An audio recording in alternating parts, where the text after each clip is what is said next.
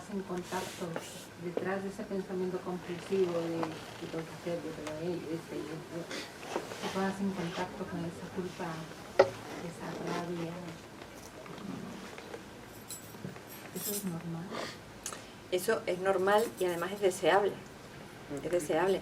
Yo siempre digo que todo aquel que empieza a hacer el curso y empieza a hablar como un happy, ese no se está enterando de qué va el curso. No se está enterando de qué va el curso. Si el curso se está haciendo con total honestidad, tenemos un encuentro desagradable pendiente. Bastante desagradable.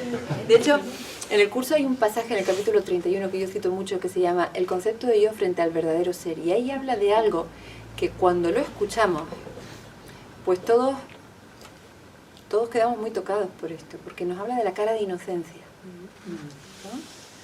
Y es que vamos por la vida con una careta de inocencia. Está debajo de la careta, de esa máscara con la que vamos por la vida, está bullendo una culpabilidad, un deseo de muerte asesina y una ira profunda que no le desea el bien a nadie. Pero todos vamos por la vida como si fuéramos buenos. Pero claro, ese contenido bulle ahí, ¿no?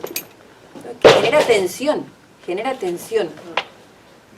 Entonces todos nos vamos embarcando en relaciones de forma que lo que suceda en ellas finalmente nos permita sacar el contenido. ¿Sacar qué? Sacar ese contenido. Pero en defensa propia. Porque tú atacaste primero. Ahora cuando referís a la ira y a la culpa, ¿os referís a la ira por la biografía pasada, toda esa ira que hemos acumulado a lo largo de la vida? ¿O os referís ya a la causa inicial, que es por la separación, o las dos cosas? Solo hay una real, que es la metafísica ontológica, la que pertenece al gesto de separación de la mente, ¿no? Esa es la cuna del miedo, ¿no? Pero hemos perdido rastro de ese drama. La mente le ha dado la espalda a eso, le ha dado la espalda a sí misma y a su padre, y a su origen. Y la mente se ha convertido ahora en un cuerpo. Entonces, esa ira que bulle en la mente tiene que adoptar formas biográficas específicas y concretas. Y así como todos los que estamos en este mundo nos contamos una batalla infumable acerca de cómo se nos ha victimizado a lo largo de nuestra vida. Nuestro infierno personal. Desde que empezamos a querernos ya un poquito y a querer intimar, ya nos vamos contando y vamos intercambiando cromos, ¿no? ¿A ti cómo te ha maltratado la vida? Yo te cuento mi desgracia si tú me cuentas. Esto no se lo he contado nunca a nadie. Pero a mí de pequeñita. Y lo que comentaba entonces ella, que no recuerdo su nombre, es lo que pusiste hace unos meses de la cueva, que no queríamos entrar y realmente es donde... Exacto. Y de hecho, tan grande es el pavor del ego a entrar en esa cueva, que cuando ve que la causa se va perdiendo, porque el sujeto con el que se identifica va a una librería y compra un curso de milagros, entonces empieza a decir, bueno, vale, vamos a utilizar el curso de milagros para que tú seas súper, mega, guay, especial, sabio, para que te conviertas en un avatar, para que te hagas, para que bendigas a todo el mundo, para que todo el mundo te bendiga. Para que den mis talleres.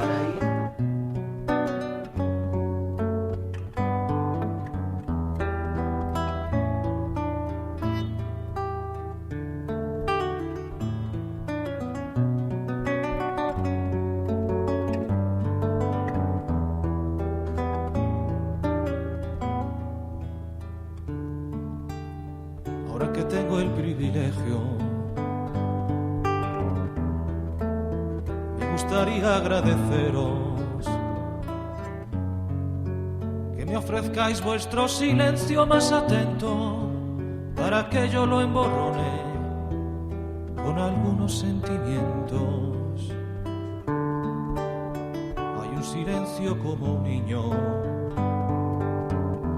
que nunca juega en el recreo. Es el silencio de una cárcel, de una guerra, de mi boca cuando calla, por temor lo que yo siento. Y yo De entre todos prefiero el que surge a tu lado al comprobar que sobran ya, que están de más las palabras y gestos, que nos basta el silencio para ser y para amar.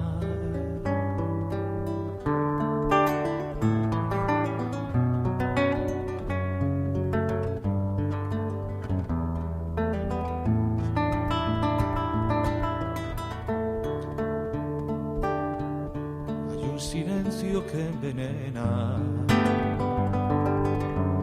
cuando no escucho lo que quiero,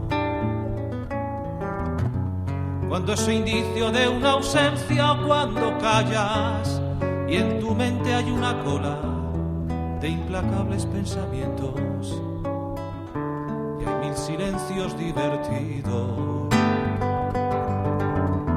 en la lectura de un tebeo. Junto a mimos se emocionan donde vaya y que juegan a esconderse con las olas de las playas. Y yo, de entre todos prefiero el que surge a tu lado al conocer que sobran ya, que están de más las palabras y gestos, que nos sobra un silencio para ser y para amar. Silencio que me enseña como el mejor de los maestros.